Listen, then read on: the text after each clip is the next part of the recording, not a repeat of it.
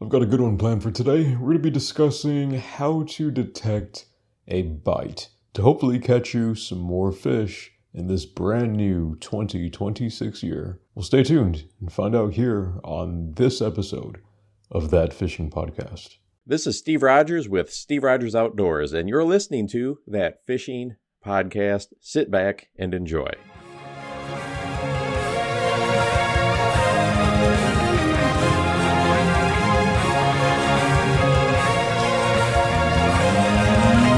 Yo, how's it going, everybody? Welcome back, and Happy New Year to you.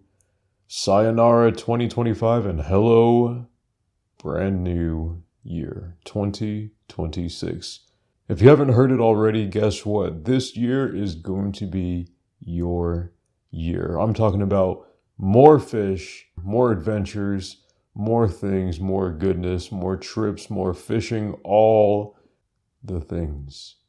I'm your host, That Fishing Noob, and thank you for joining me today. This previous year, I don't know about you guys, but this previous holiday season feels like it flew by and it was crazy chaotic. And now there's like this brief interim of the new year, and then things are going to kick back up with work and all the things, and here we go. We're off to a fresh year.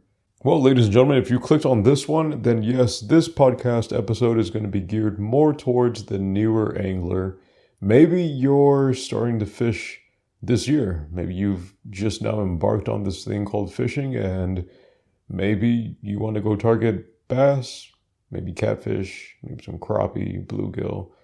This is primarily going to be how to detect a bass bite, but we're going to review kind of just a general fish bite and what that feels like and the things to look for. So hopefully you can go through and miss less, catch more. I take it you've already got all of your gear and you're here, or maybe you're just, listening preemptively and you're planning on getting into fishing and you've already got your combo picked out and you are trying to soak in a bunch of information before you throw out that first line, hoping to catch your first fish. This podcast episode is for you. This first method, I want you to have a partner, somebody else to go through and do this with. And this, I think, will be the most accurate way of detecting or getting the feeling of what a bite is without even having to wet your line. So, with your rod in your hand and line on your reel, this is what I want you to do. Tie on whatever your lure that you're planning on using, whether that is a crankbait, a lipless, a spinnerbait, Texas rig, whatever it is. I want you to tie something on and hold your rod out from you about 45 degrees and close your eyes. Now, the partner, whoever it is, your buddy that's with you, that's going to be doing this is what I want them to do. I want them to alternate and kind of just do this at random. But the first little move to get you to kind of link this feeling. So like the rod tip is an extension of you, right? The bite happens on the end of the line. That little input goes up the line to your rod, and your rod goes and gives you feedback to your hands to your brain, and you're like, oh, cool. That was a fish or a snag or a rock or something. But developing that feeling. So I want you 45 degrees. That's what you're holding your rod tip at. And your eyes are closed. Now your buddy, whoever it is with you, I want them to lightly flick your tip. That's right. I want them to slightly and lightly tickle your tip, just randomly. And the other motion is I want them to lightly tug and very sharply and lightly tug on the end of your fishing line. That is going to be what a bite feels like, and more of an aggressive bite. So I started out catfishing, and then that transitioned over to bass fishing. So typically with fish that are more aggressive, those are going to be how the bites feel. It's going to be like a little tap tap or like a little tug tug tug. And then Typically after that, you'll have your line moving off. So you got to think about this on the other end of, like, in the water column. That fish is going through and checking out your bait, checking out your lure, and then that first little tap is normally that fish inhaling whatever it is, and then that secondary tap is it adjusting it or readjusting its whatever it is in its mouth. And then if your line starts swimming off, of course, that is the fish swimming off with whatever it is that you have. So typically an aggressive bass bite is going to feel like that tap tap or that tap tap tap. And then if you don't have any interest in bass fishing and you want to go catfishing, it's going to be a similar bite with the catfish. Only I feel like with catfish it's more aggressive because they will go through and whether it's cut bait, whether it's a hot dog or Kool-Aid chicken, they will go through and big takedown and then they will just run. Whereas bass, sometimes they'll go through and inhale it, they'll tap tap with just a big tap, and then they won't move. They'll just sit there. Bass are interesting little critters. But just go over that over and over and over, and just tap, tap, tap, tap, tap, tap, tap, tap, tap, tap. And I'm like, all right, cool. So that's the sensation that I should feel in my hands whenever there's a fish pecking at my lure. Now, whenever you're bass fishing, if you're fishing with something like a lizard that has multiple appendages, sometimes you'll get those tap, tap, taps, and it's a bluegill or it's a crappie that's going through and pecking at, or it's a small, little bait fish that's pecking at your lure.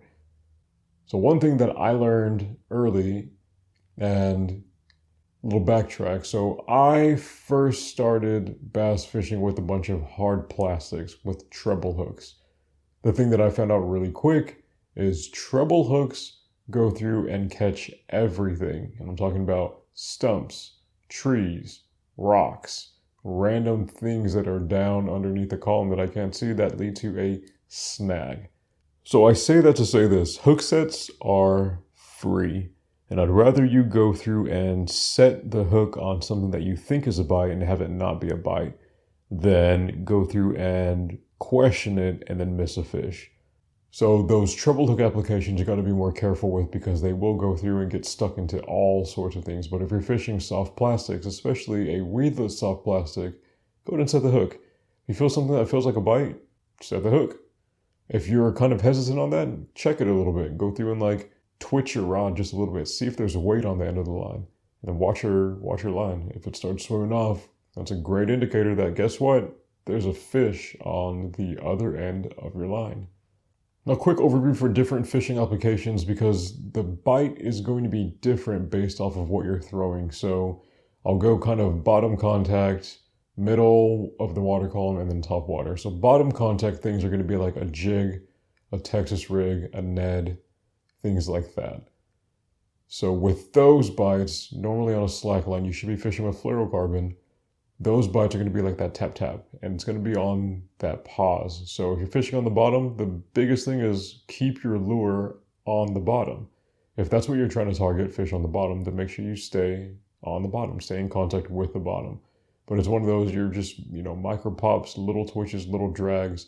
And then if you feel a tap tap, especially when it's a tap tap or some kind of indicator like that, after you've gone through and applied your input, after you've gone through and twitched your rod, that's a great indicator that it might be a fish. Because biggest thing too, you're trying to imagine what your lure is doing underneath the water column. I fish here in Texas. I don't have very clear water, so I have to use my imagination a lot of the times. A lot of my water is chocolate milk and muddy. So I have to imagine, when I'm fishing a Texas rig, I'm going to twitch, very small little micro twitches. So my lure is jumping off of the bottom and then landing. So if I twitch it twice, there's two little micro pops and then it's landed, it's stuck. There shouldn't be anything that I'm pulling into. I'm not giving it any kind of input. So if I feel a tap tap after I know that my lure is sat back down on the bottom, that's a fish. It's going to be kind of like the same application for jig fishing and for fishing on Ned. Those are going to be tap tap. Sometimes they'll hit it on the fall. So it'll be you make a cast out, your bottom contact is falling, and then they'll hit it while it's falling down. In that case, you might not feel a tap. You might just see oh, my line just stopped moving. and now it's swimming off. And it's one of those things, if you question it, give it a little tug, like slight tug, just a little check to see, is there weight on my line? And if there's weight, set the hook with authority. Now for the middle of the water column, this is going to be if you're fishing things like a bladed jig, a swim jig, if you're cranking, if you're fishing a jerkbait, any of those things. With those, maybe not a jerkbait, this is going to be specifically for moving things, so spinnerbait in that as well. Because normally on a jerkbait, you have a slack line after you go through and twitch. Or a semi-slack line because you're waiting for that, that little bait fish imitator profile to get hit. But moving baits, moving lures, those are going to be a very distinct pull, like a more sharp, like, oh, there's like weight on my line. Because as you're retrieving in these things, the fish is going to come out of, normally from the bottom, right? Bottom up. They'll go through and hit it, and then they'll swim off with it. So it's going to be more of a, and not drastically, but it is going to be more of a distinguished thump rather than like a tap tap. And then obviously, if the bigger the thump, bigger the fish, or the bigger the snag. But remember, hook sets are free. And the last thing, top water bites. So with top water bites, this is going to be popping frogs, little frogs, spooks, poppers, buzzbait, whopper plopper, all the good things that you would normally throw on the top of the water column. These things, you're not really going to feel the bite as much as you're going to see the bite or hear the bite. So with these, if you're throwing a frog, which if you're new and you're thinking about throwing topwater, I guarantee it. When you get your first fish on a frog, it is going to be one of the best bites that you will ever experience.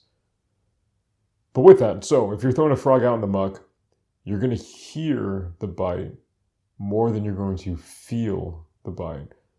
With topwater presentations, you are going to hear it or see it more than you're going to feel it. And the big thing with these topwaters too, so once you see the bite or you hear the bite, unless you're fishing with trebles, you gotta wait just a little bit. So buzzbait, wait just a little bit. Frog fishing, wait just a little bit. I mean, even a popper, wait just a tiny little bit before you go through. So reel in your slack and then set into it. Normally, if you're fishing like a whopper plopper or if you're fishing a spook, you really don't need to wait too long because there's a lot of trebles and, those 6 or 9 little hook points, surely one of them is going to go through and get stuck somewhere.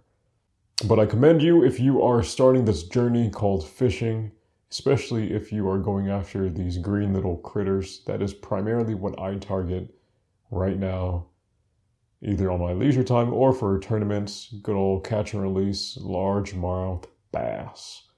But I hope this helps you out some. Hope that you're able to go through and hook them on some good fish. Remember, when in doubt, just go through, check it a little bit. If there's weight, especially if there's weight and it's moving, oh yeah, time to set into it and fish on. Fights on. Yeah, hope this helped you out. I hope that your new year is kicking off on a good and positive note. For those of you that are familiar with my channel, or for those of you that have all of your fishing things stored away, hey, I'm sorry. Here in Texas, I can fish year-round, so I don't have to worry about storing my fishing kayak and all the things away for winter. It's just, I can fish whenever.